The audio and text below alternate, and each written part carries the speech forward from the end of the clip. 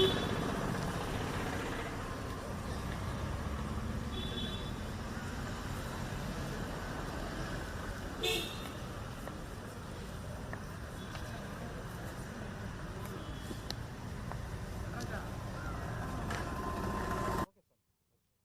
వెంకటేశాయ.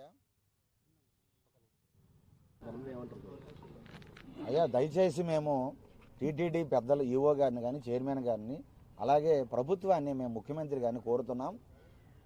మన ఆచారాలు సాంప్రదాయాలు మనం గౌరవించాలి.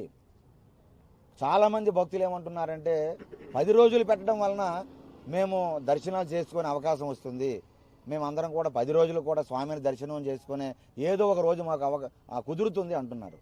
దయచేసి భక్తులు కూడా అర్థం చేసుకోవాలి. వైకుంఠ ఏకాదశి అనేది ఒక పరమ పవిత్రమైన రోజు. అది ఈ రోజు ఉదయం నుండి మరుసటి రోజు ఉదయం ఏకాదశి, ద్వాదశి, ఈ 2 రోజులు మాత్రమే. ఇంతకు పూర్వం తిరుమలలో ఉండేటటువంటి, తిరుపతిలో ఉండేటటువంటి వేద పండితులు కానీ ఆగమశాస్త్ర పండితులు కానీ వారికి తెలియదా? ఎందుకు 2 రోజులు మాత్రమే దాన్ని కొనసాగించారు? కొత్తగా గత ప్రభుత్వం వచ్చి ఈ విధానాన్ని మార్చింది, 10 రోజులకి పొడిగించింది. కాబట్టి దయచేసి ఏ భక్తులైనా దర్శించుకోవాలనుకుంటే ఆ 2 రోజుల్లో వచ్చి మీరు దర్శనం చేసుకోండి తప్ప వైకుంఠ ఏకాదశి 10 రోజులు ఉండదు. 10 రోజులు ఉండేది వైకుంఠ ఏకాదశి కాదది. కేవలంగా మనం మభ్య పెట్టడానికి, భక్తుల నుంచి ఏవో టిక్కెట్ల రూపంలో లేకపోతే రకరకాలుగా మనం వసూలు చేసుకోవడానికి గత ప్రభుత్వం చేసిందే తప్ప ఇది వాస్తవికత మాత్రం కానే కాదు. టీటీడీ చరిత్రలో ఎప్పుడు 10 రోజులు వైకుంఠ ఏకాదశి ఎక్కడా దర్శనాలు లేవు.